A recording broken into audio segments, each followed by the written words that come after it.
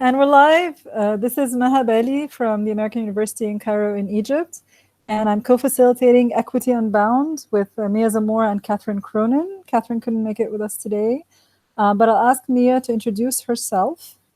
And I'll ask our guests for our first studio visit to introduce themselves. So good morning, everyone. I'm from New Jersey, and that's why I'm saying good morning. Mia Zamora is my name, and I teach literature and writing at Kane University, where I direct a master's in writing studies program. And Maha, Catherine, and I are co-facilitators of a learning collaboratory called Equity Unbound. And we're thrilled to have this conversation today with some special guests. Maha, do you want to introduce yourself more fully, and then we can pass the mic, so to speak, to our guests? Okay. Yeah, because I said I'm at the American University in Cairo. I didn't say what I do there. I'm an associate professor of practice at the Center for Learning and Teaching. So the main thing I do is support other faculty, other professors in the way they teach. But I also teach a course which is now working with Equity Unbound, which is about digital literacies in intercultural context. And this course has a heavy social justice focus, which we're going to talk about soon, because this week in Equity Unbound, the past 2 weeks, we've been talking about empathy and bias. So what I was going to do, I was going to ask our guests to introduce themselves briefly and say something about their hybridity. And then Mia and I will ask some more questions, and then Mia can also talk about her hybridity at the end of that. My hybridity is that I'm Egyptian, but I was born and raised in Kuwait, which is an Arab country, but it's still a different country. So I kind of feel like it's part of me, even though they don't give nationality, so I don't have citizenship. And I've always had British and American schooling, and I've lived in America and in England, but not for long periods of time. So that influences the kind of culture I have. So I'm a hybrid person in that sense, even though both my parents are from the same country, and it's where I live now. So Parisa, do you want to go in first? Hi, everyone. Good evening from Japan. My name is Parisa, which is an Iranian name, Persian name. So I'm a woman from Iran, and this is the way that I identify myself. I came to Japan 3 years ago to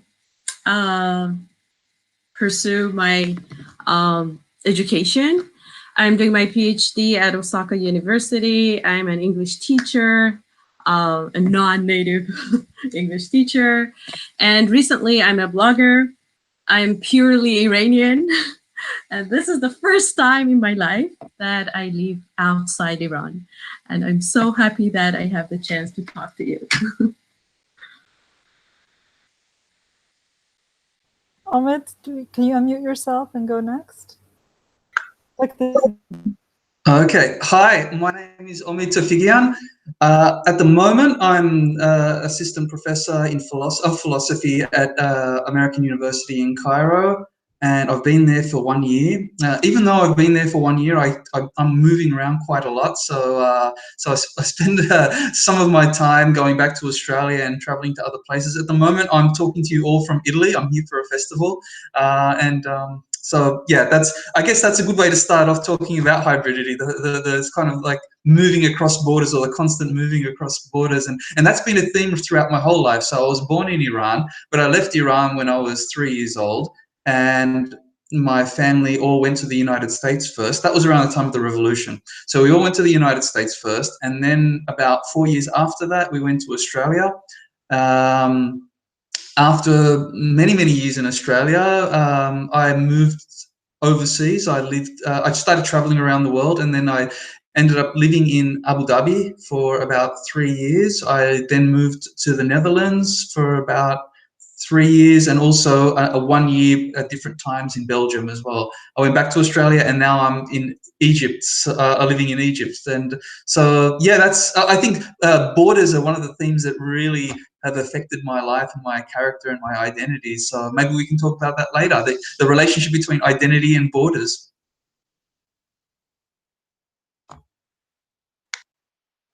Okay, very interesting, Omid. My name is Kamakshi, and till very recently, I was working as an assistant professor at the Wealth Institute in the Netherlands. My hybridity is that I'm originally from India, But I moved to Belgium when I was 3 years old with my family.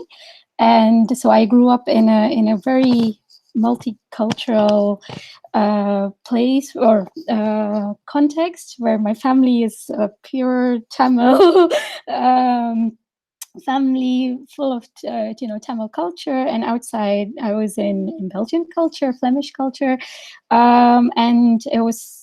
Well, while growing up, you don't really realize, but then you start to understand that you look at things differently than maybe your peers. My hybridity, I would say, also continues into my research in the sense that I'm originally, my basic background is as a linguist.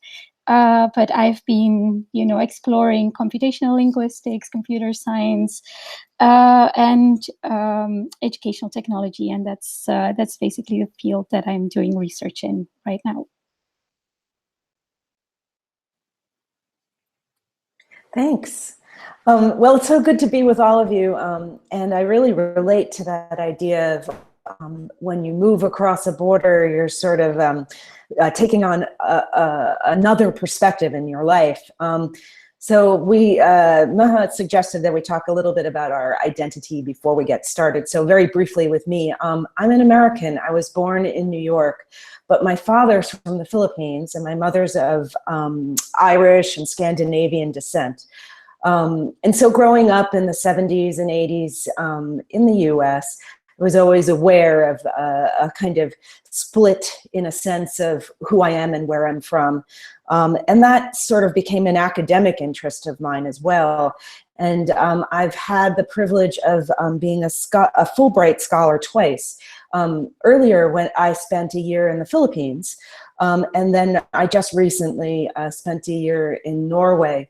I've certainly done a lot of other traveling as well, but just within the academic context of being someone who is to represent the United States at events in US history has been a very profound experience for both myself and now my family as well. I have young children. So I'll just say that for now, but I sense that we have a lot of interesting things, a lot of interesting ground to cover in our conversation. Okay, so originally I had like maybe a couple of broad questions that I wanted to start asking folks, but Parisa asked something before we went live that I think is a better starting point, and it might also tie into some of the things we talked about in terms of identity and borders. Parisa was asking, because all of us were saying how we fell into an interest in social justice, and she wanted to ask us what was our story, like how did that happen? So I'll let Parisa actually answer that first because she's ready. And then the rest of us can think a little bit more about it. Go ahead, Parisa. Thanks, Maha. Well, yes, something happened and then it changed my life because I think I had very positive stereotypes about outside Iran. So I didn't know about discrimination, inequality, inequity. I thought they just exist in my country. And then I came to Japan. I'm dealing with a kind of double discrimination because the Japanese society is like here and then the foreign society is here. And because I'm an English teacher, I need to be in touch with other English teachers. And this association or community is native dominated. So I'm the little black fish. And at one of these conferences, I was called a terrorist by an American. I call him a colleague. He calls me a terrorist. And my reaction was like really childish. I burst into tears. And then that moment, I realized that, oh, I need to educate myself. I want to respond in a different way. I don't want to cry like a little baby. So that moment, yeah, I started reading and reading. I started blogging. I blog all the microaggressions and macroaggressions that I receive here in Japan. And yeah, I got interested in social justice education because I'm an educator. I'm interested in reading. Now I read about my pain and I feel much better. So that's the whole story from me. And I can't wait to hear yours. Thank you, Parisa, for sharing that. And I don't think it's a childish reaction to do that, because the less expected, I mean, if it happens to you now, you'd probably react differently because it's already happened to you before, or if you'd seen it happen. But it does sound like something that you wouldn't expect to happen to you. So I would probably break down as well if it happened to me. Who wants to? Yeah, and I'm going to chime in and say the same. I had that same reaction listening to you just now, that I don't think, first of all, I don't think there's anything wrong with having qualities like a child, because children are pure, and they're not filtered so much. So I don't even think of it as a sort of, there's something important in what a child brings to truth in the world. So I'm just sorry to hear that all the good work that you're doing now came from a place of pain. And I think that's an interesting share out that you started with. Maybe Omid wants to go next in responding to the question, or? Yeah, I was also going to say, I think I wouldn't describe it as a childish reaction at all. I would definitely describe it as a human reaction. It's extraordinarily human, and it actually shows how superior you are to the person who actually talked to you that way or labeled you that way. In fact, I was going to say maybe we can also have a discussion at some point about the responsibility of, because everything is relational, we can talk about the responsibility of other people around us. And I think that as reprehensible as it is, what happened to you, or what he said to you, it's, I think, as bad or maybe even worse, the fact that there were other colleagues in the room who possibly didn't do anything. And I think maybe your reaction has more to do with the fact that you realized that at that moment that no one's got your back. No one's going to stand up for you. It's something you need to do on your own. You need to find strategies to cope with this sort of thing, and also reverse the violence in some way that actually creates a more humane kind of environment that actually tries to not only protect you, but also ensure that it doesn't happen to someone else.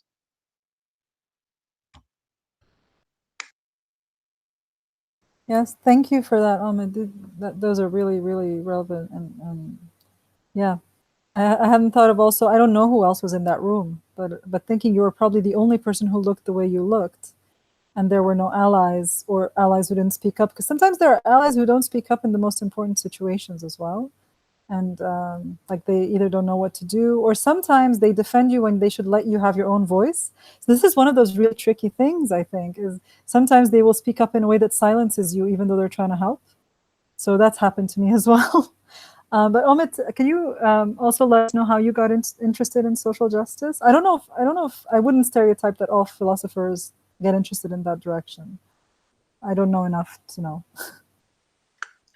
I think in philosophy,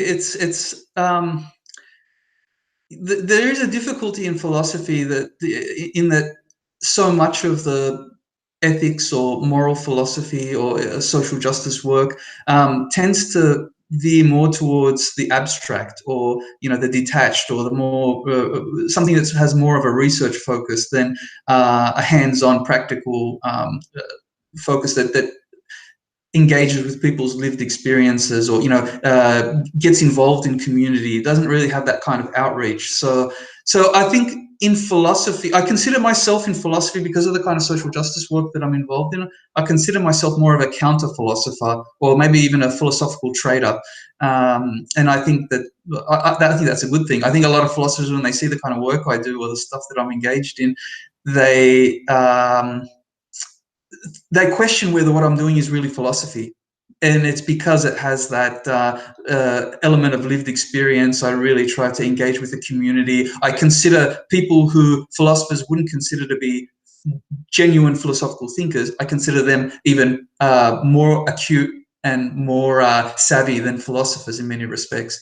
But one thing that growing up in Australia and also having this kind of illusion of multiculturalism and a kind of harmonious society where everyone kind of can express their own identity and culture with whatever culture means. I know that's a really difficult word to try to come up with a definition for, but this illusion that multiculturalism works for everyone and everyone has a place, this liberal idea that everyone can pursue their idea of the good life and enjoy their culture and express their culture in any way they like, that was really, I mean, I was over that. I knew the problems with that from a very early age. And I think the main thing was getting involved in countercultures.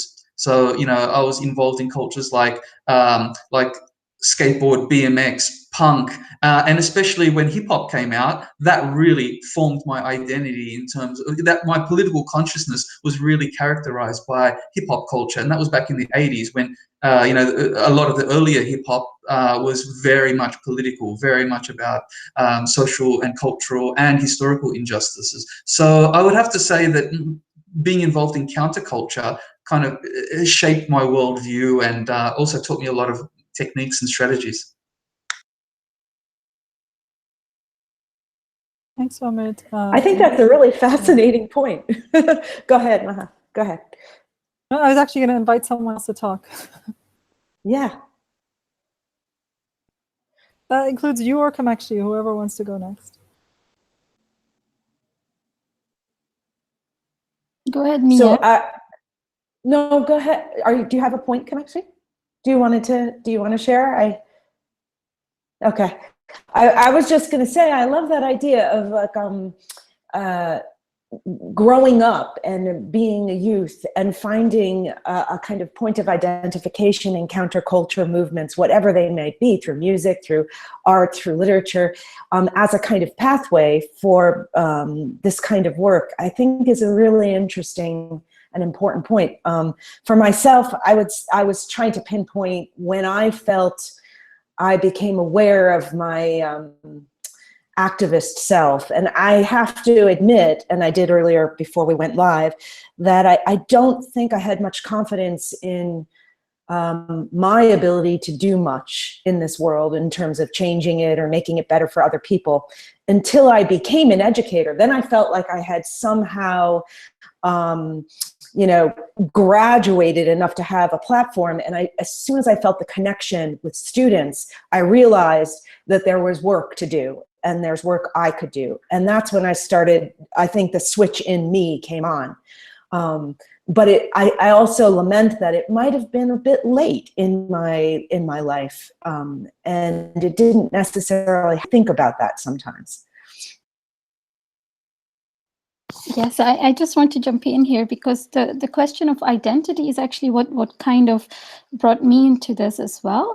I think for me, as I said, I grew up in Belgium as, well, coming from an Indian family, but there was quite a divide between my home life and my school life. And that was just because partially because, you know, I was very shy. I didn't really share so much at that point, but also because there were very few, you know, ways where these two, well, there wasn't really an Indian community at that point where I was living. And so everything outside of home was very often, you know, related to school or my Belgian friends. So there were not so many points where those two worlds would kind of meet. And for me, a very, you know, a decisive turning point, let's say, was really literally the very last day of my high school when I was on the bus back home from school. And I was, you know, I had shared this bus ride with a classmate of mine who I knew very well. And she at some point said, you know, who's a, you know, a Belgian girl.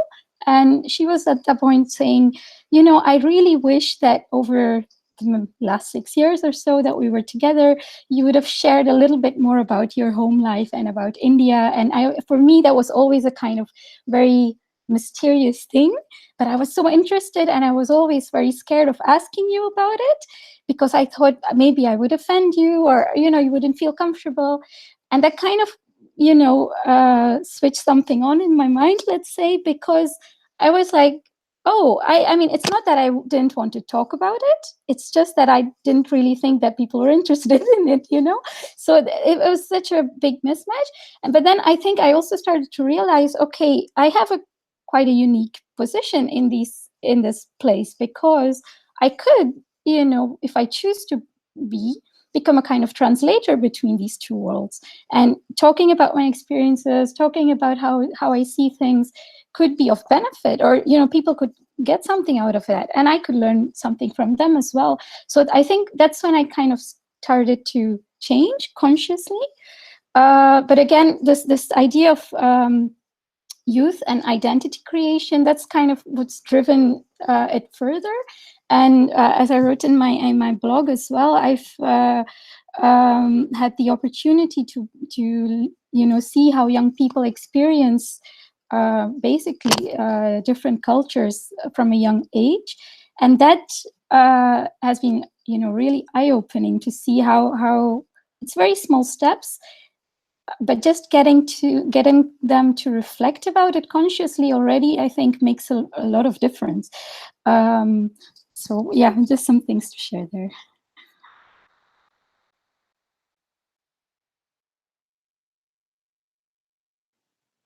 I think that story was really impactful for me. First of all, it's so much different than Parisa's coming into consciousness about the work that she wants to do, that she identifies as so central to who she is now.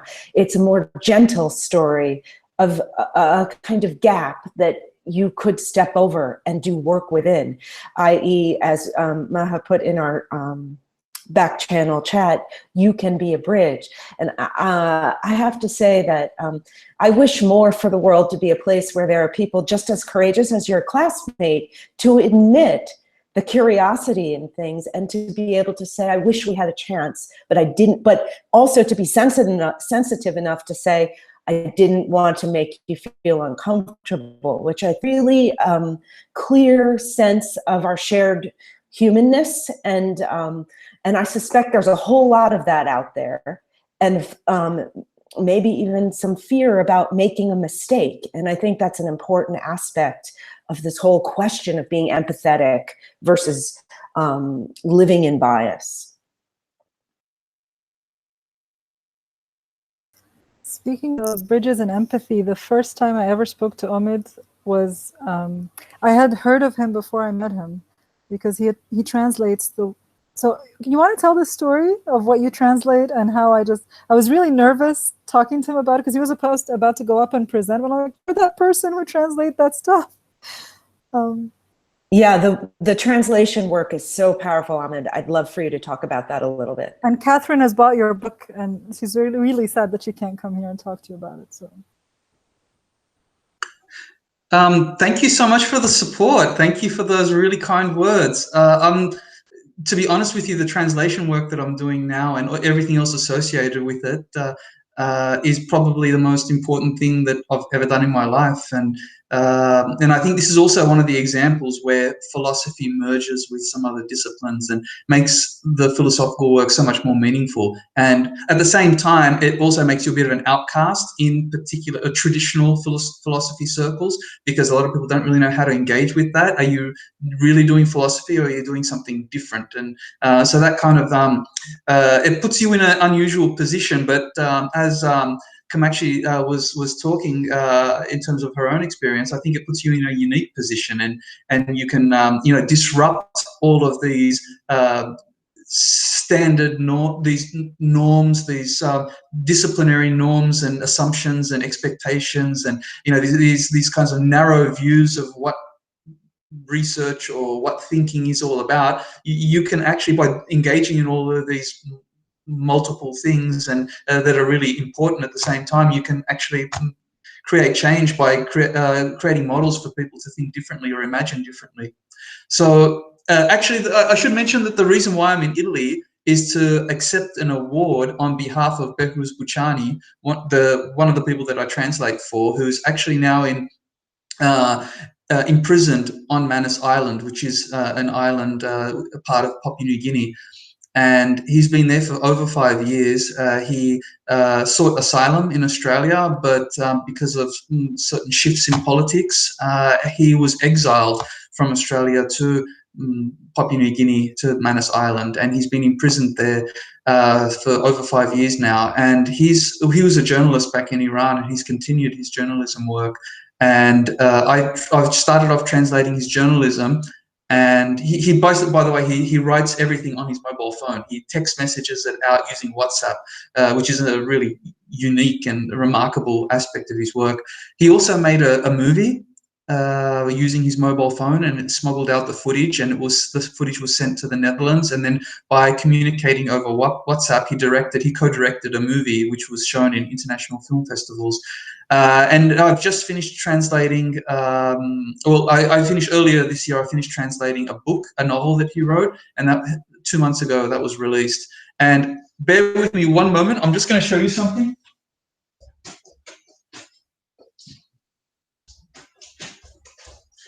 This is the award I actually just collected before our session. A few hours ago, he was awarded the Anna Politkovskaya award for journalism. It's an international award for journalism. So he obviously he couldn't be here to collect it, so I came to Italy to get it for him. And we had a wonderful discussion in the theatre here in Ferrara about the whole border politics in Australia and the issue related to offshore detention or immigration detention in general. So in general, that's the kind of work that I do. I translate not just for Behruz, for a few other people. I translate also for an Afghan man in Indonesia as well, and a few other people here in Australia. But this work, kind of merging my philosophical interests with social justice, with translation, and also a whole range of different creative factors as well. That's been extremely rich, and I think that also goes back to my identity and character and worldview that's been shaped by borders, international borders, and and also the borders in our minds, the borders we create that affect how we relate to people and how we see other people. Every time we mention borders, I remember that. It seems to me that, oh, go ahead, Mehran. I was just going to say, I just remember Lina Munzer, who's also talking about translation. And she says the only way to make borders meaningless is to keep insisting on crossing them. And how her work and her writing about translation talks about how translation is both an act of empathy, where you try to really embody how that person feels, and at the same time, an act where it could turn violent if you're not really careful about how you do it. Go ahead, Mia, you were going to say something. Yeah, I just was struck by the same ideas, actually. I think the work of translation is at once an incredible responsibility, but also a gift of empowerment. And one of the things that Lina Munzer was writing about in her article that we looked at together in Equity Unbound for the last couple of weeks is this article is called War in Translation. And she's doing a lot of work that's similar to yours, Omid, I think.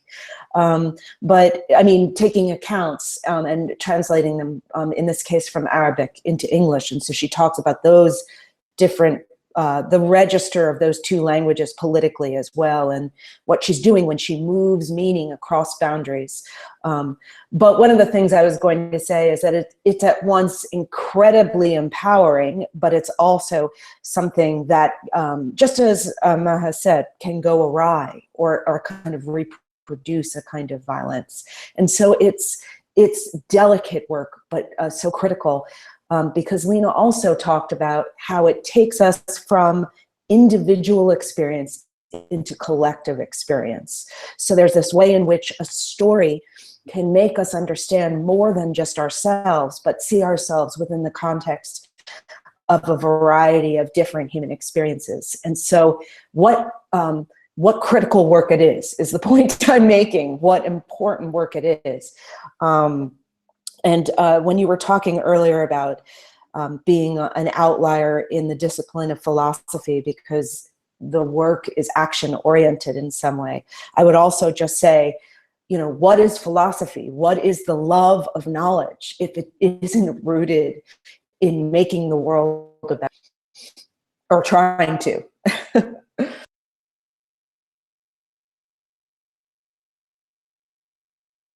One of the things, okay, go ahead, Omid. No, I was going to say that there's a tradition in philosophy that probably started quite recently, maybe in the last 100 years or so, but that, you know, the philosophers are there to analyze and critique the world, not actually to engage in it. And this kind of has really established the character, the nature, and the methods in philosophy, and really defined it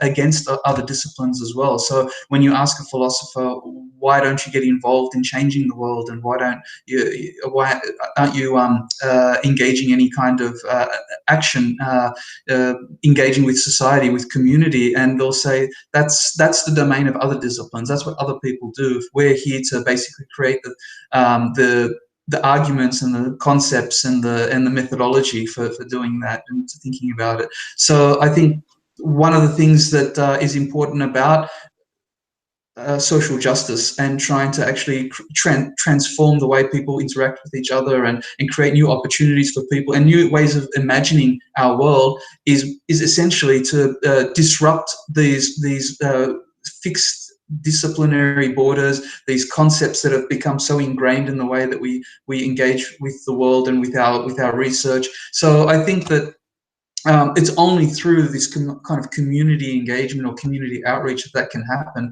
and then you'll realize that philosophy is done in many different ways by many different people. So I consider Behruz, for example, who I translate for, even though he's a journalist and a writer, a creative writer, I consider his work to be profoundly philosophical and actually creates new possibilities, new platforms for which to think about philosophy and what the purpose of philosophy is.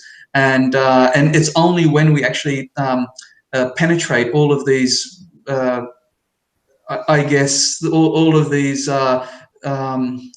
established or commonplace or mainstream environments, that's when people will start to think to themselves, you know, this is what is this person doing here? Why should we be listening to this? And then the conversation begins, and it's only in those conversations, I think, that then this new imaginary begins.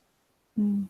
When you were saying this, talking about boundaries between disciplines, it made me think of a few things. One of them was, even in the field of social justice, something like critical pedagogy, which a lot of educators who are interested in social justice would say they are doing. A lot of the texts on that are very, very highly abstract and theoretical and very difficult to implement, even though I think the idea, I mean, Paulo Freire did the work himself, he did the activist work, but a lot of his writing is very abstract and theoretical, and I think he does that in order not to be didactic in what he's telling the reader to do, but it ends up not being very helpful, I think, to a lot of people. But there are a few people, like, for example, Bell Hooks, who writes about her practice. And one of the other things that happened to me, I think I've always been interested in social justice just as a woman in part of the world where a lot of things happen in front of me. My own father was not at all oppressive, but I was seeing gender oppression around me all the time. And I became much more aware of it because a lot of Egyptian educated men will talk the talk, but when they're in the situation where it's their sister or their wife or their daughter or their mother, they're not practicing that. They've still got these social constructs of gender. But when I was doing my PhD and started to notice the isms, I was very confused at first that sex, gender issues, race issues, and I wasn't finding what I was trying to look for, which is social justice in a broader sense. Like, why do we not need to talk just about feminism? Why do we need to talk just about racism? Why are they all so separate from each other? Until I learned two things that I think helped me look at the world differently. One of them was post-colonialism, because I knew the issue that I was suffering from and dealing with was not race. It was something else. And when I discovered that in Edward Said's work and then other work about that, it really helped me look at the world differently, and neocolonialism, obviously. And then the other thing was intersectionality, that there's no reason to separate them. They work together, and when they work together, they create something different than gender alone, race alone, post-colonialism alone. So that was very interesting to me. And next week, we're going to be talking about equity literacy in general. And I also, when I discovered that concept, it was just like a few months ago. that someone could talk about this equity literacy just becoming sensitive to equity issues. There are other people who say social justice literacy, which I think are around the same lines. But that before that, I didn't have a language to use towards just this general orientation towards that kind of way of looking at the world. So. I was thinking I would piggying onto what you're saying, Maha. I was hoping I could hear a little bit more from Parisa about the traveling that she's done as an academic recently and the difficulties she's had in crossing certain borders and the kind of pop-up activism that's been involved with sort of bringing that story to a broader public, and how that reflects kind of systemic biases, and you know, what her perspective is on all of this. If you could account for that, I think that would be really interesting for all of us.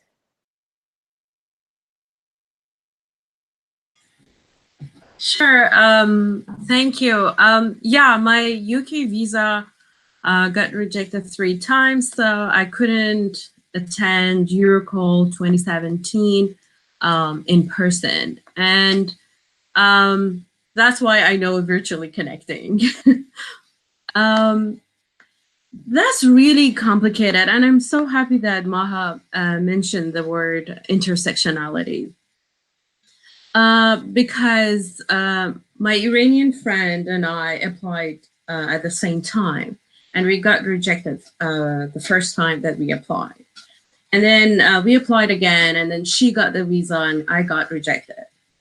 And I remember that moment I realized that something is wrong, according to their perspective, with my physical appearance. And yeah, that was really, really, really hard to understand and digest. And then, yeah, because that moment I realized that it's not just my nationality. It's the photo that I submit. I remember I shaved my head. I shaved my head and then I could breathe. And then, yeah, and that's why recently I'm too much aware of my physical appearance. And yeah, I think this really, really affected my life. And at the moment, sometimes I take off my head covering just to show that I can do that if I want. And then sometimes I wear it because I want to. And yeah, this happened when this visa rejected happened in my life. So yeah, a lot of changes, and then now attending conferences or I don't know, holding workshops. To me now it's like something very, very different. So yeah, this intersectionality is really complicated. So you never know. This visa rejection is so unfair because at least right now, I'm 100% sure that I can't apply for the US visa, right? But for the UK visa, you never know. So I remember I wrote something like, even your discrimination is not fair. Yeah, because they sent you a questionnaire when you applied for the visa. Anyway, that's the whole story, and I'm so happy that Virtually Connecting now tries to make these conferences more accessible, at least for people who have access to the internet. You know, as you were saying, Parisa, about the headscarf and the choice to put it Yes. on and not, you know, people don't have much choice over the color of their skin, so they can't put that on and off very easily. I mean, yes, they could, but not very easily. But the headscarf is a choice you make, and it reminded me of when I was living in England. I went there originally in the winter, so I used to wear a wool cap. And people just heard my accent and they assumed I was Canadian or something, and they treated me really nicely. And then summer came and I was wearing a headscarf and people started treating me differently. Now, this was not like London, which is very diverse, or Sheffield, where I did my PhD, which is also very diverse, but it was Norwich, which was a very, very white place, very elderly population.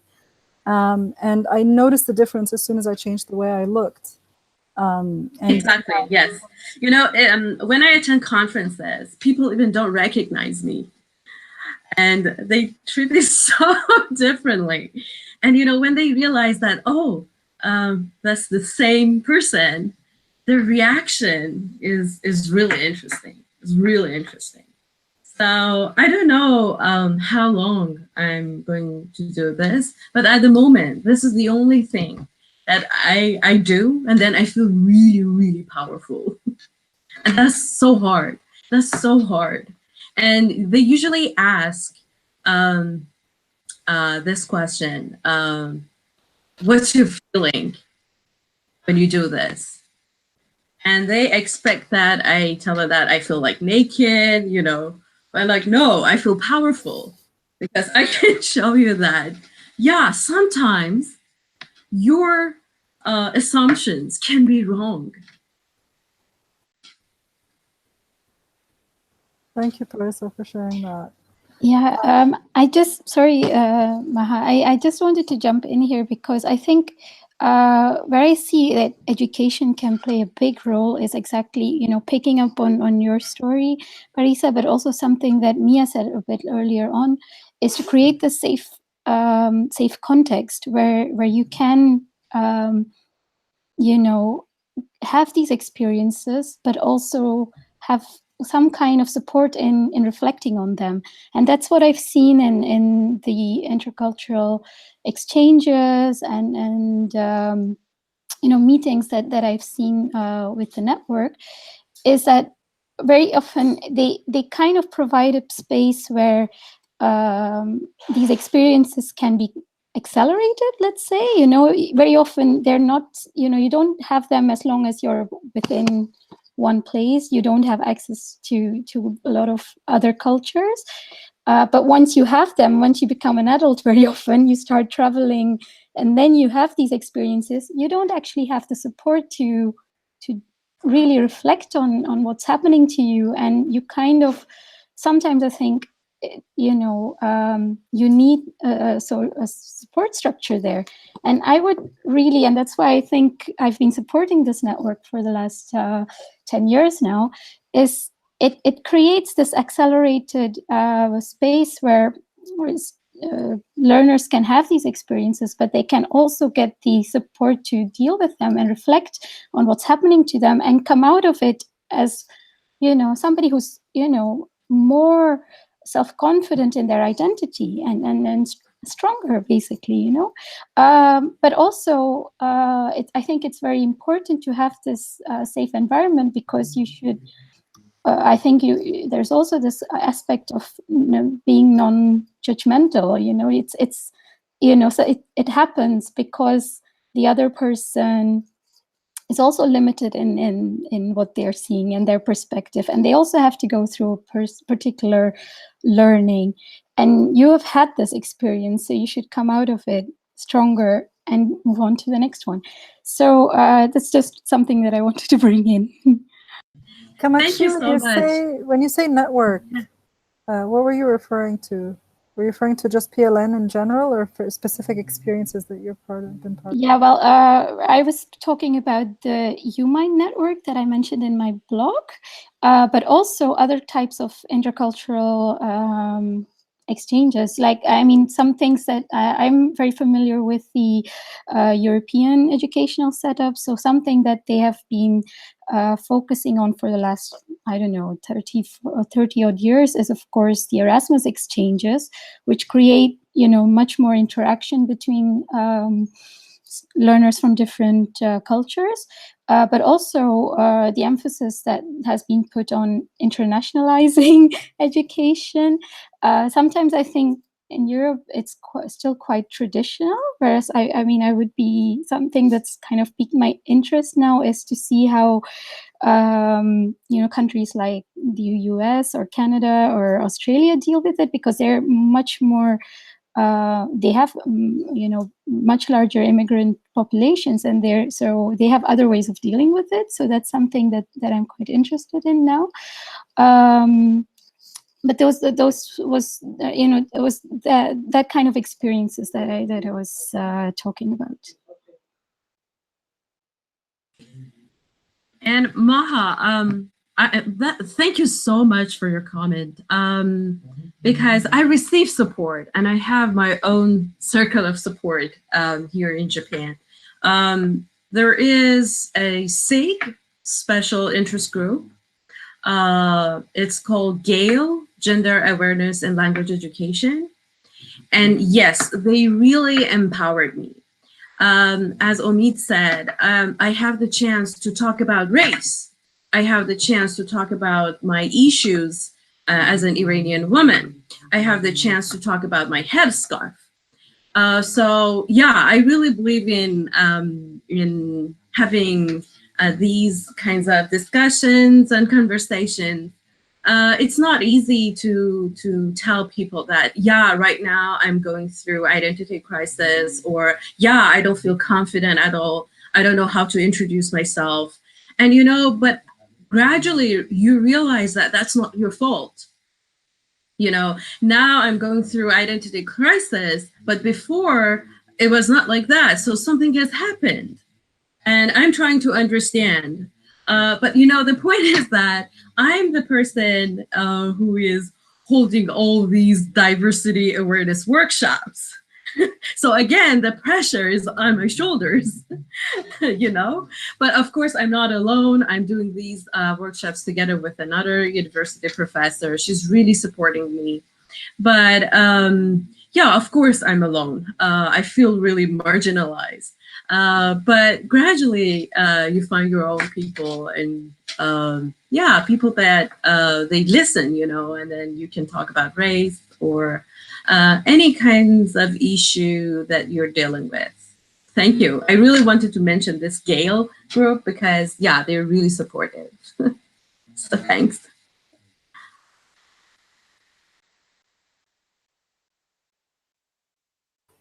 I kind of feel like this segues nicely into a question I wanted to ask Omid about his work with Why is My Curriculum White? So I'm going to let him do that.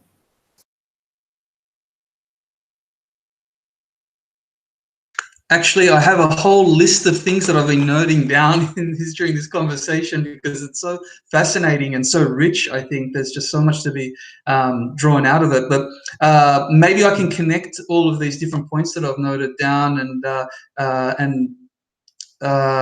focus on the Why is My Curriculum White movement and why I think that from my experiences so far, why I think that a more strategic approach needs to be developed around these issues that focuses on structural change rather than more of, I guess, of a more than just individual education or the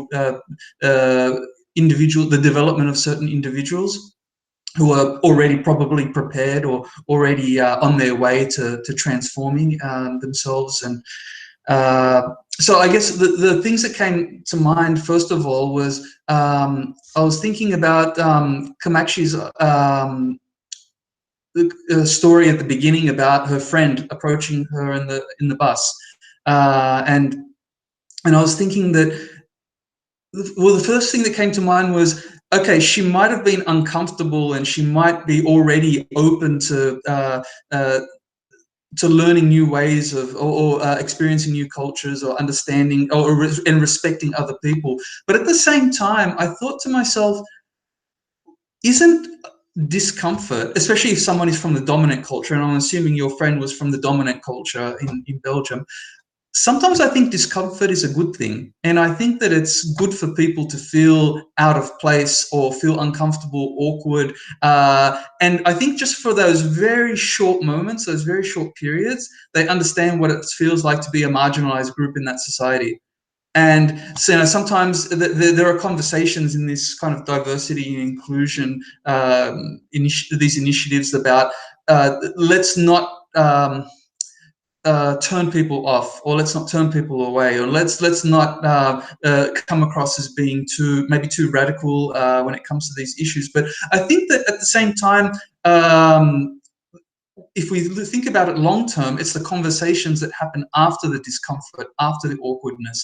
I think that's important. And sometimes you can't solve these issues just on one meeting or one, short-term program. So that was the one thing. The other one was about Parisa, I think, was your thoughts about the loneliness or the isolation when it comes to being in these situations or doing this kind of work. The thing that came to mind, I can't remember where I read this or which theorist actually coined this term, but they called it cultural taxation. And it's like the people who are from marginalized groups seem to always have these responsibilities to be the one who always does the diversity work, always does the inclusion work, always has to be the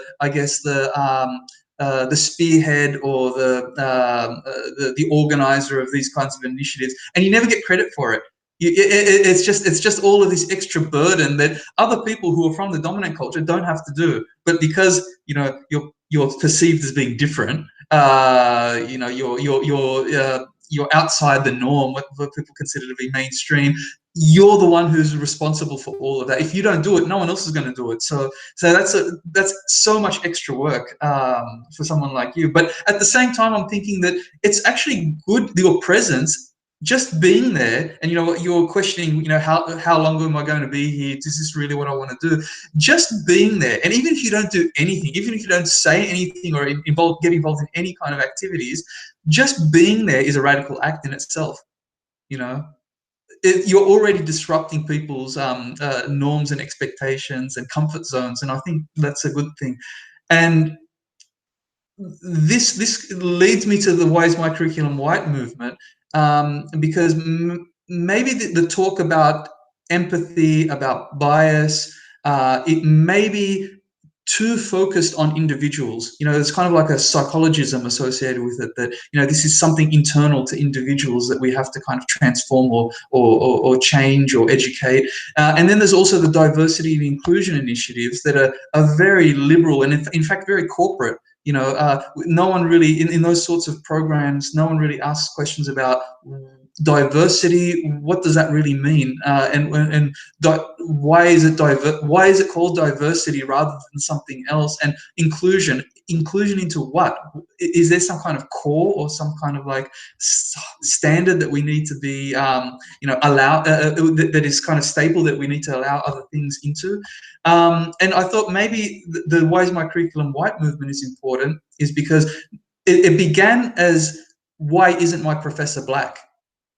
And then they changed the name. The people in the UK who started it changed the name to Why is My Curriculum White? And it's basically focused on changing the conditions for then individuals having the possibilities of essentially imagining new ways of engaging in educational settings, pedagogical settings. So it's changing the conditions for then everything else to follow on from. And rather than diversity and inclusion, the thing that I found most important about it was that it's more of a focus on liberation and empowerment. So that's, I thought, maybe a good way to set up a conversation about Why is My Curriculum White. It's more focused on structures and institutions and collectives rather than, how do we change people internally first and then hope for things to change afterwards.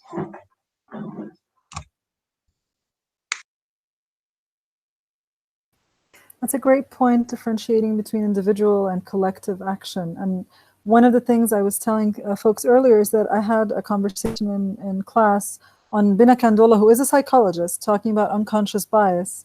And he was really talking about it from a sort of individualistic perspective, where it's normal that everyone is biased, but it's important to be aware of it and how you express it and so on. But he does refer to systemic bias, but my students didn't get that. And one of the students said maybe we should be talking about othering. And I think that's maybe a term that's more about systemic bias that I think we should have maybe in Equity Unbound talked about or read about. So I'm in the process of asking my students to help me curate on that as well. But Parisa and I have both been talking about those terms of diversity and inclusion in our blogs and me in a podcast as well, and how they're problematic. And I think Parisa is also talking about how it's problematic to practice. And in a place like Virtually Connecting, we always talk about include means I have a space and you're coming to it. you don't have the power to participate in how that space looks like. So inclusion is highly problematic in that way. But I think even empowerment is a problematic term, because it assumes that I have power that I give to you that you couldn't do on your own. And then liberation is also like, this person is not free and I'm freeing them. I don't think I've actually found a term that makes me comfortable, either theoretically or even in practice in all of these. The only one that I'm close to right now is, and I think it's based on, I don't know if it's based on Nancy Fraser's work on social justice, or if it's just the way Cheryl Hodgkinson Williams is translating it. And she talks about parity of participation. So that, you know, is everyone participating on an equal or equitable basis? And that's what we should be striving towards. So I'm imagining with something like, why is my curriculum white? Does everyone from different backgrounds in all the different ways have the opportunity to have their perspective into the curriculum and have their ways of teaching and learning occur and be recognized as valuable and as equally credible? Which I don't think in practice doesn't happen very much, but.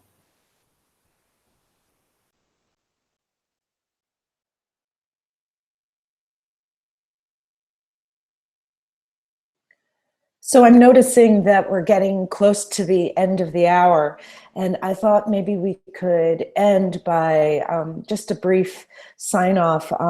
Maybe each of us could sort of share out one final nugget of thought that came from this conversation as a kind of departing reflection. I'm going to think about mine for a little bit because I'm not sure. There's so many.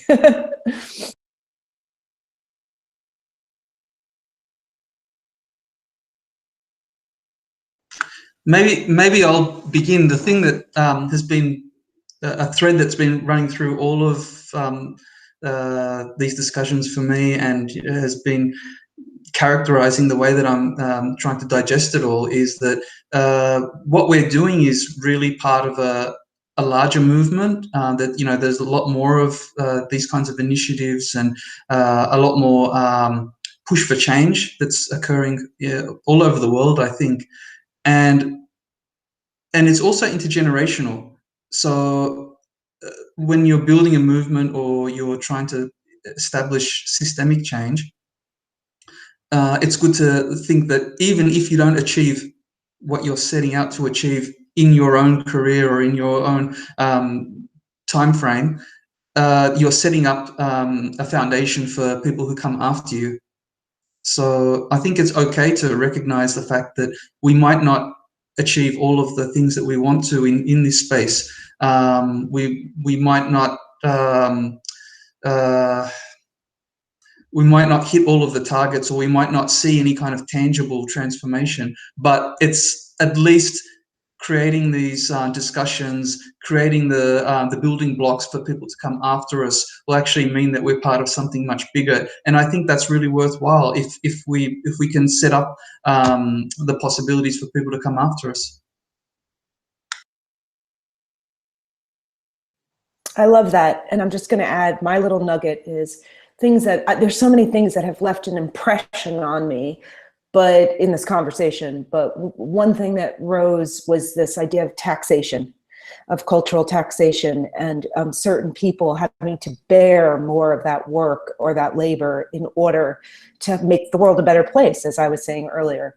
And I'm also thinking about the earlier sort of reflections that came up about discomfort, and that it's not a problem, but rather a kind of gentle push towards work and growth. And so I constantly am thinking about vulnerability too, and that vulnerability isn't necessarily bad as long as there's a kind of context for being trustworthy in our listening and in our interactions. So thank you, all of you, for spurning so much thought and making me feel a little bit like, sometimes I wonder if I'm just like a tiny, tiny little drop in some bucket that doesn't matter anyway. But I feel after this conversation that there are many people who are concerned about these issues and doing good work in many places. So the network empowers me to keep going. So thank you for that.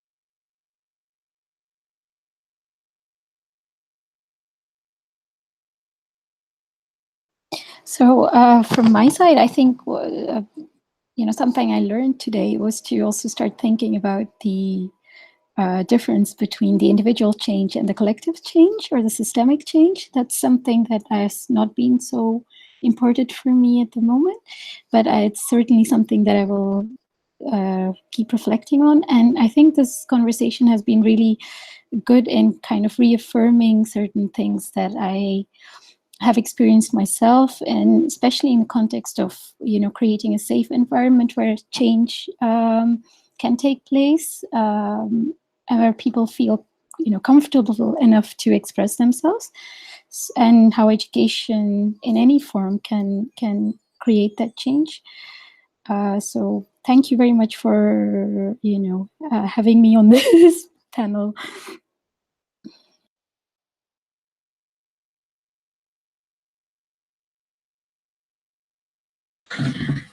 Thank you so much for having me. That was the first time that I didn't feel that I've been included. So thank you. And Maha, I really want you to share your thoughts on diversity and inclusion. These are buzzwords, and I used to get excited. Now I know that, yeah, we need to talk more. So let's continue, okay?